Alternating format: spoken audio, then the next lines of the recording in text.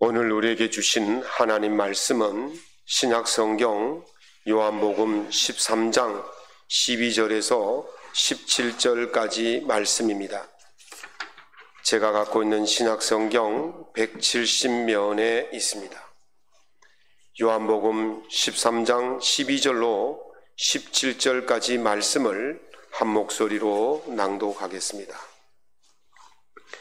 그들의 발을 씻으신 후에 옷을 입으시고 다시 앉아 그들에게 이르시되 내가 너희에게 행한 것을 너희가 아느냐? 너희가 나를 선생이라 또는 주라 하니 너희 말이 옳도다.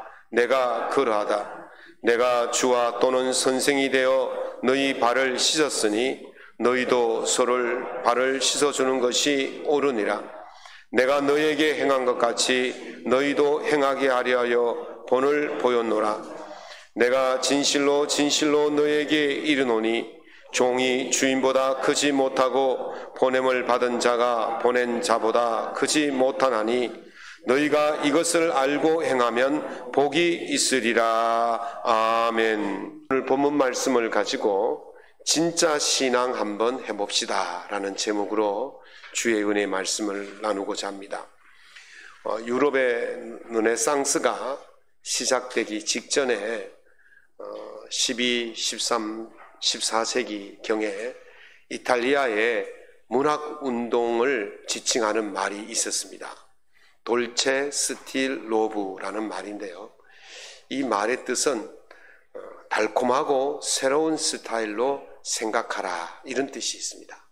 이 말이 최초로 나온 말이 어디냐면 단테가 쓴 신곡이라는 그 유명한 책이 있습니다. 그 책 속에 보면 연옥편이 나오는데요. 그 신곡에는 지옥과 연옥과 천국 이렇게 세 부류로 나누어져 있는데 그 연옥 중에서 24곡이라는 곳에 이야기가 나옵니다. 단테가 그곳을 지나갈 때에 한 여인 그 시인을 만나게 되어질 때 이 시인이 단테의 그 시를 가리켜서 단테의 문체를 가리켜서 당신의 문체는 돌체 스틸 로브입니다. 다시 말하면 당신은 새로운 길을 달콤하게 제시하는 그런 문학을 시작하였습니다. 이런 뜻이거든요. 그래서 단테가 이 말을 제일 처음 쓴 말이다 그렇게 보여줄 수가 있습니다. 이 강신장 교수가 쓴 오리진이 되라라는 책에 보면 이 돌체 스틸 로브에 대해서 이렇게 해석을 해 놓았습니다. 만약 이전과는 전혀 다른 새로운 세상을 열고 싶다면 그 첫 번째 열쇠는 돌체 스틸 로브다. 새로운 길을 열어가기 위해서는 달콤한 방향으로 제시해야만이 사람들이 흥미를 가지고 따라올 수가 있다는 것이죠. 새로운 길을 제시하는데 그 길이 이전 것과 같다거나 이전 것보다 못하거나 이전 것보다 더 힘들다면 누가 그 길을 따라가겠습니까? 새로운 길을 갈 때는 이전 것보다 더 좋아야 되고 더 이익이 많이 있어야 되고 더 행복해야 되고 더 달콤해야 그 길을 따라갈 수가 있는 것이죠. 그래서 신앙도 마찬가지입니다. 예수님께서 나는 길이요 진리요 생명이라고 말씀하셨지 않습니까? 그 예수님의 길이 얼핏 보기에는 고달프고 힘든 길이지만 예수님께서 제시하신 그것을 보면 굉장히 달콤하고 매력적인 그 길인 것을 알 수가 있습니다. 예수님께서 마태복음 5장에서 7장까지의 말씀을 하셨는데 그 말씀을 산상수훈이라고 말합니다. 산 위에서 말씀하신 가르침이다 이런 뜻이 있지만 또 산상보훈이라고 말합니다. 산에서 가르치신 보와 같은 말씀이다 그런 뜻이 있죠. 그 말씀을 마쳤을 때 사람들이 놀라워했다 그랬어요. 왜 놀라워했느냐? 그 가르침이 권위가 있고 그들의 서기관들과 같지 않았기 때문이다 그렇게 말했습니다. 예수님의 가르침을 들었을 때에 놀랍다는 거예요. 서기관들이 가르치는 것과 같지 않은 정말 새로운 것을 가르치고 그것을 들었을 때 흥미로웠고 달콤했다. 그래서 그 말씀이 놀라웠다 그렇게 말하는 것이죠. 초대교회 성도들은 이 말씀, 예수님의 말씀을 가지고 그들이 삶에서 실천하며 살았기 때문에 로마 제국의 250년간의 핍박 속에서도 교회가 사멸하거나 사그라들지 않고 더 부흥했다는 거예요. 그 부흥의 힘이 뭐냐? 바로 예수님의 말씀을 가지고 살았기 때문이라는 것이죠.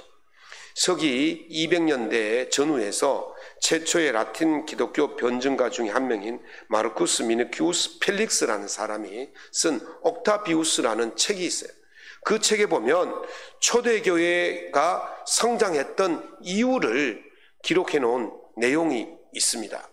이렇게 기록되어 있습니다.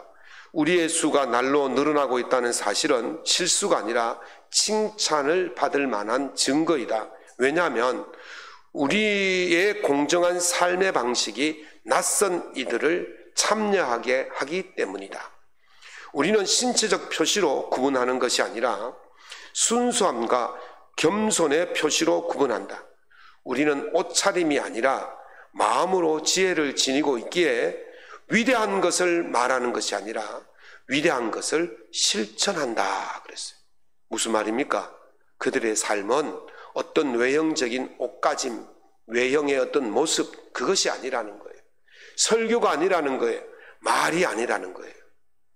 그들은 그 위대한 말씀, 예수 그리스도의 말씀을, 그것을 삶에서 그대로 실천하였기 때문에 세상 사람들이 그것을 보고 매력적으로 느끼고 그것을 보고 궁금해하고 그것 때문에 세상 사람들이 교회로 들어오게 되었다. 그렇게 이야기하고 있는 것입니다. 설교나 말이 중요한 게 아니에요. 설교나 말이 중요한 것이 아니라 예수님의 말씀을 내 삶에서 하나라도 실천하는 그 모습이 사람들에게 흥미로움이 되고 사람들에게 매력이 되고 사람들에게 달콤함으로 다가온다는 것입니다. 그것이 바로 진짜 신앙인의 모습이고 그 신앙의 모습이 많은 사람들을 교회로 오게 했다는 것입니다. 250년 동안 핍박을 받았으면 교회는 없어질 것입니다. 그러나 교회는 사라지지 않았습니다. 갈수록 점점 더 부흥했습니다. 도대체 어떤 삶의 모습을 실천했고 보여주었기 때문에 이 교회가 사그러들지 않고 사멸하지 않고 날로 갈수록 더 부흥했을까? 오늘 요한복음 13장의 말씀이 바로 그 말씀을 우리에게 가르쳐주고 있는 것입니다. 첫 번째는 권위를 내려놓는 것입니다. 예수님께서 잡히시기 전날 밤에 제자들과 함께 마지막 만찬을 하셨습니다. 그리고는 옷을 벗으시고 수건을 두르시고 제자들의 발을 하나씩 하나씩 씻겨 주셨습니다. 놀라운 일이 아닙니까? 그러면서 하시는 말씀이 주와 선생으로서 그랬습니다. 주와 선생의 위치가 어느 위치입니까? 존경받는 위치고 대접받는 위치고 지시하는 위치고 가르치는 위치고 군림하는 위치입니다. 발을 씻겨준다는 위치는 어떤 위치입니까? 노예의 위치입니다. 종의 위치입니다. 그런데 주님께서 주와 선생으로서 종이 하는 그 일을 했다는 거예요. 다시 말하면 주와 선생의 권위를 내려놓고 종의 모습으로 제자들의 발을 씻겨 주었다는 것입니다. 이것이 비신자들, 그것이 처음 보는 사람들에게는 대단한 놀라운 일이 아닐 수가 없는 것입니다. 주인이 종의 발을 씻겨준다. 주인이 노예의 발을 씻겨준다. 이거는요, 종의 입장에서, 노예의 입장에서, 제자의 입장에 봤을 때는 굉장히 달콤한 사건이 아닐 수가 없는 것입니다. 예수님은 바로 이 길을 보여주신 것이죠. 예수님께서 가버나움을 가실 때에 한 백부장, 로마의 장교죠. 로마의 장교인 백부장이 예수님께 나와서 이야기합니다. 선생님, 내 집에 하인이 지금 병이 들었습니다. 라고 이야기하니까 예수님께서 내가 가서 고쳐주랴. 그랬더니 이 백부장이 말합니다. 아유, 선생님이 우리 집에 들어오시는 것은 제가 감당하지 못할 일입니다. 저도 남의 수하에 있고 내 수하에도 많은 군인들과 종들이 있는데 그들더러 이리 가라 하면 이리 가고 저리 가라 하면 저리 갑니다. 그러나 주님 말씀만 하시면 됩니다. 오실 필요가 없습니다. 그렇게 했어요. 그랬더니 주님께서 말씀하시기를 이스라엘 중에 이만한 믿음을 본 적이 없다. 그러면서 칭찬하시고 그 자리에서 그 하인의 병을 고쳐 주셨다라고 말합니다. 이 백부장이요 누굽니까? 로마의 시민권을 가진 군인입니다. 예수님이 누굽니까? 식민지 시민이에요. 그러니까 자기에게 비하면 아주 하잘것없는 그런 유대인입니다. 이 유대인에게 이 주인이 이 군인이 와서 머리를 조아리고 사정을 하는 거예요. 누구 때문에 그렇게 합니까? 자기 집에 있는 종 때문에 그렇게 하는 거예요.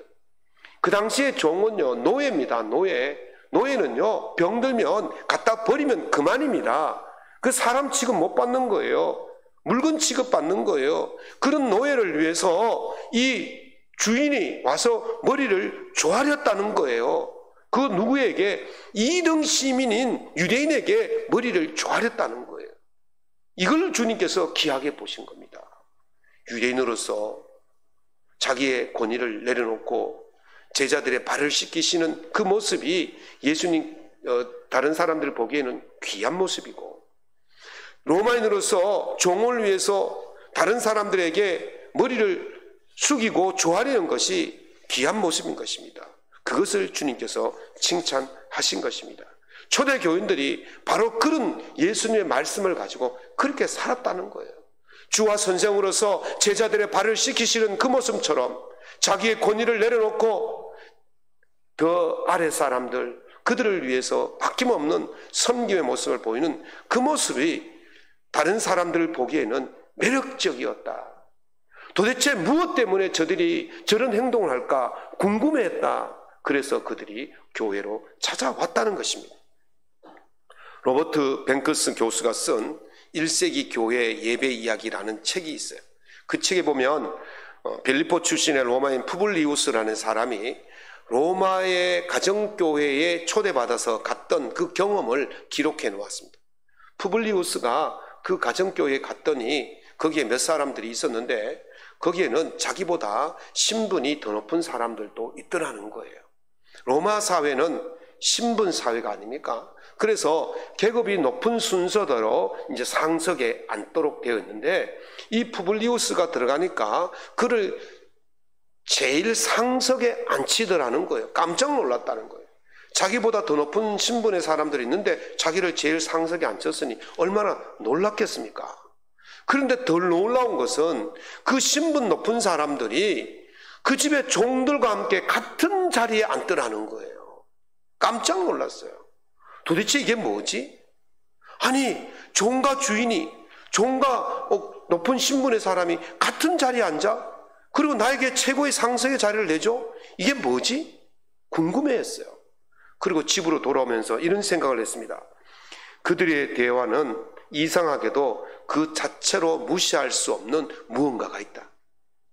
그들의 행동에는 틀림없이 실제적인 무언가가 있었다. 다음에 그들이 나를 초청한다면 나는 다시 그들의 초청에 응할 수 있겠다. 그렇게 말했어요. 그곳에 모인 사람들이 자신들의 권위를 내려놓고 종과 같은 신분 또는 종보다 더 낮은 자세로 손님을 섬기고 이웃을 섬기는 그 모습 속에 도대체 무엇이지 이게? 왜 그러지? 그런 궁금증이 생겼다는 거예요. 도대체 그들의 그 말로 표현할 수 없는 어떤 무언가가 그들 속에 실제하고 있었다. 궁금해했다는 거예요. 그래서 다음에 초청하면 다시 오겠다. 그렇게 이야기했다는 것입니다. 주 안에서 우리의 그 권위라는 가면을 벗어버리면 이런 놀라운 일들이 일어납니다. 믿지 않는 자들에게, 비신자들에게 도대체 저들이 교회 안에서 어떤 모습이야? 왜 저렇게 할까? 왜 저렇게 살까? 궁금증을 일으키게 합니다. 자기의 모든 권위를 내놓고 섬기는 그 모습을 볼 때에 그들은 그 모습을 매력적으로 볼 수밖에 없는 것입니다. 초대교회가 박해 속에서도 부흥할 수 있었던 비결이 뭐냐? 바로 주의 말씀처럼 주와 선생으로 권위를 내려놓고 낮아지는 그 모습 속에서 사람들은 매력을 느끼고 궁금증을 가지고 교회로 찾아왔기 때문에 박해 속에서도 교회가 성장했다는 것입니다.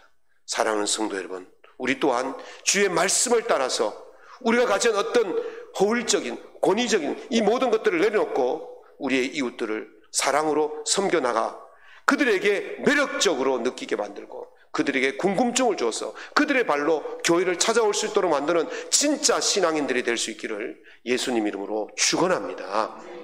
두 번째는 진짜 사랑하기입니다. 예수님께서 이제 그 말씀을 마치시고 그 뒤에 제자들에게 이렇게 말씀하십니다. 새 계명을 너희에게 주노니 서로 사랑하라. 내가 너희를 사랑한 것 같이 너희도 서로 사랑하라. 너희가 서로 사랑하면 이로써 모든 사람이 너희가 내 제자인 줄 알리라. 아멘. 예수님의 이 같은 가르침은 이제까지 알고 있던 유대인들의 사랑법, 유대인들의 하나님 섬기는 법과는 완전히 다른 모습이었습니다. 예수님께서 비유로 말씀하신 선한 사마리아인 이야기가 있지 않습니까? 거기에는 등장인물이 5사람이 나옵니다. 강도 만난 사람, 또 제사장, 또 레위인, 또 주막 주인, 그리고 선한 사마리아인, 이렇게 5명이 나오는데 뭐 강도 만난 사람도 그렇다 치고 또 그 주막 주인도 그렇다 치고 사마리아인도 그렇다 치고 여기에서 우리가 눈여겨봐야 할 사람이 제사장과 레위인입니다. 제사장은 하나님의 성전에서 예배를 집전하는 사람을 제사장이라 그러고, 레위인은 제사장을 도와서 제사가 순조롭게 진행될 수 있도록 서포트하는, 보조하는 그런 역할을 하는 사람이 레위인이었어요. 물론 레위인 가운데 제사장이 선발되기도 하지만은 어쨌든 이들은 성전에서 하나님을 예배하는 일에 중심적인 역할을 하는 사람들이 바로 이 제사장과 레위인이었어요. 예수님께서 그 당시에 여러 신분의 계층들의 사람들이 있었지 않습니까? 바리새인도 있었고 사두개인도 있었고 서기관도 있었고 또 뭐 헤롯 당도 있었고 있었지만 유독 콕 집어서 요 두 사람 제사장과 레위인만 이야기하는 것이 무슨 이유겠습니까? 하나님을 사랑하는 법이 무엇인지를 실제적으로 가르쳐 주는 거예요. 제사장과 레위인은, 유대인들은 하나님 사랑하는 법을 잘 아는 사람들입니다. 그들은 민수기에 나와 있는 그 말씀을 그대로 실행하는 사람이에요. 민수기 6장 5절에 너는 마음을 다하고 뜻을 다하고 힘을 다하여 네 하나님 여호와를 사랑하라. 이 말씀이 그들이 철저히 지켜야 할 계명이었어요. 그래서 그들은 이 말씀만 잘 지키면 신앙생활 잘 하는 것이고, 이 말씀만 잘 지키면 하나님을 사랑하는 것이고, 이 말씀만 잘 지키면 예배를 잘 드리는 것이라고 생각했다는 것이죠. 누구보다도 더 성전에서 하나님을 사랑하는 일에 최선을 다해서 사는 사람들이 바로 제사장과 레위인이었다는 것이죠. 그런데 지금 예수님께서 어떤 말씀하십니까? 이런 말씀하십니다.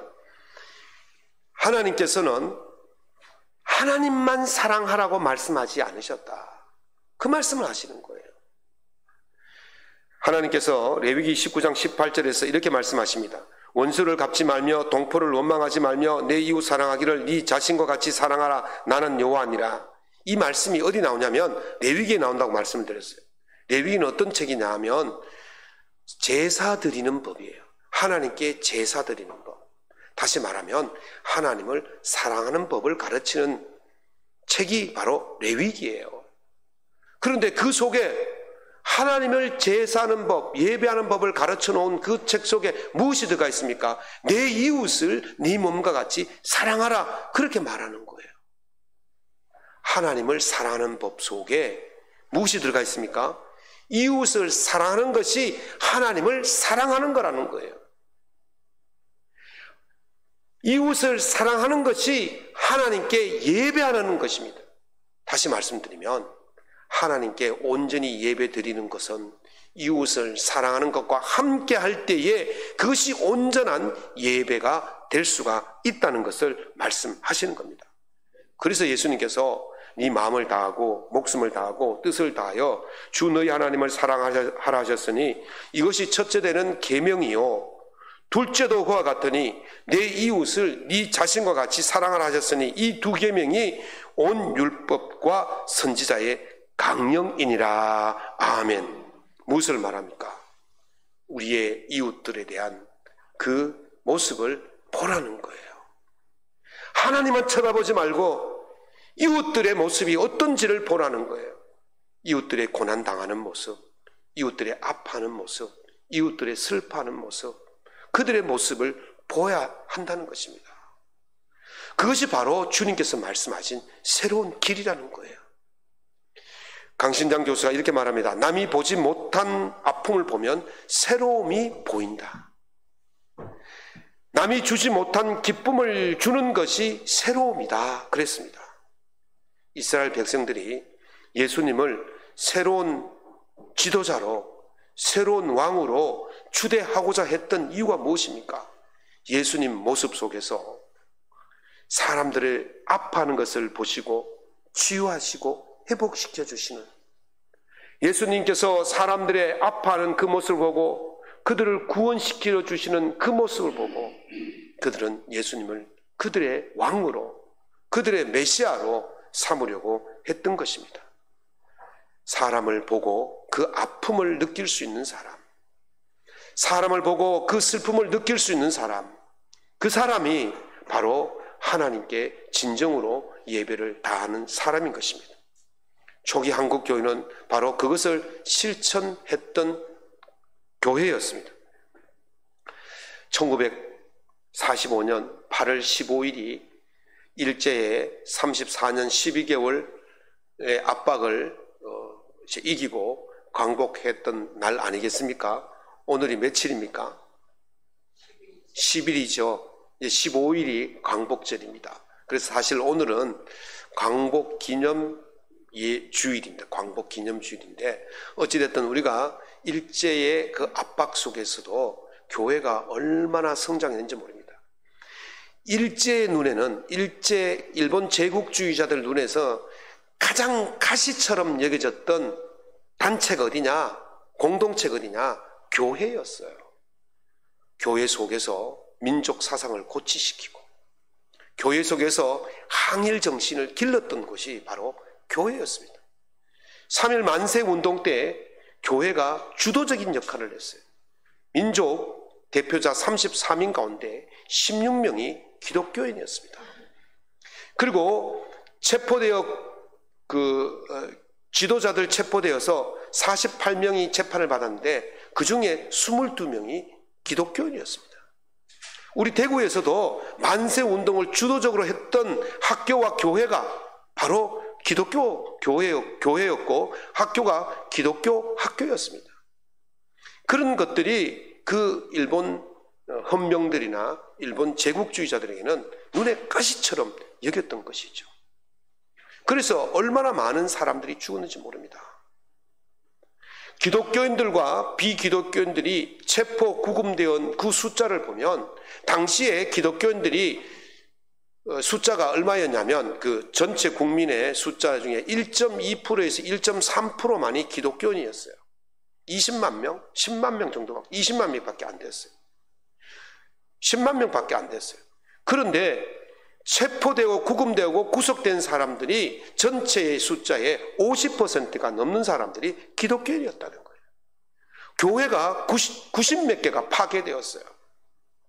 특별히 경기도 화성의 제암리의 제암교회의 그 학살 사건은 너무도 유명하지 않습니까? 교인들을 그 교회 안에 다 몰아넣고 밖에 문을 잠그고 불을 질러서 모두 산채로 태워 죽인 그런 끔찍한 사건이었습니다.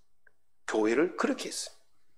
그런데요, 교회를 그렇게 핍박하고 교회를 그렇게 무자백에 탄압했는데 교회는 갈수록 성장했어요.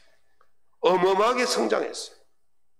그래서 해방될 때에 남북한 교인들이 한 40만 명으로 늘어났대요. 한 45년 만에 40만 명으로 늘어난 거예요. 그리고 5년 뒤에 무슨 일이 일어났습니까?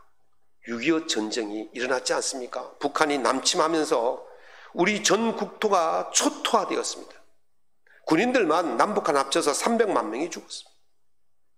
어마어마한 사람들이 죽었습니다. 교회가 다 파괴되어지고 우리가 잠자고 쉴 모든 집들이 파괴되어지고 산업 기반들이 다 파괴되어졌습니다. 해방되었을 때에 남북이 분단되면서 남쪽에 있던 기독교인들이 24만 명이었는데 전쟁이 끝나고 1955년에 기독교인들이 몇 명이 있냐면 60만 명으로 늘어났어요. 안 놀라네. 다시 말하겠습니다. 24만 명이 불과 10년도 채 안 되어서 60만 명이 됐어요. 그것도 전쟁 다음에 그렇게 급속도로 늘어났다는 거예요. 무엇을 말합니까? 전쟁이 터지면서 집을 잃고 가정을 잃어버린 수많은 사람들이 갈 곳이 없어질 때에 교회가 그들에게 잠자리를 제공해주고, 교회가 그들에게 먹을 것을 제공해주고, 교회가 그들에게 가족이 되어주고 부모가 되어줬다는 거예요. 특별히 바피어슨 목사님과 한경직 목사님께서 한국선명회라는 것을 설립하셔서 이 전쟁터에 갈 곳 없는 고아들과 또 그 가족을 잃어버린 많은 분들을 위해서 봉사활동을 하기 시작합니다. 고아원을 설립하고 보육원을 설립하고 또 병원을 설립하고 보건소를 설립하고 한센병 환자들을 위해서 돕는 그런 곳을 설립하고 그리고 부상자들을 치료하고 그들을 먹이고 입히고, 그것이 지금의 뭐죠? 월드 비전인 겁니다. 세상에 믿지 않는 사람들의 눈으로 똑똑히 본 거예요.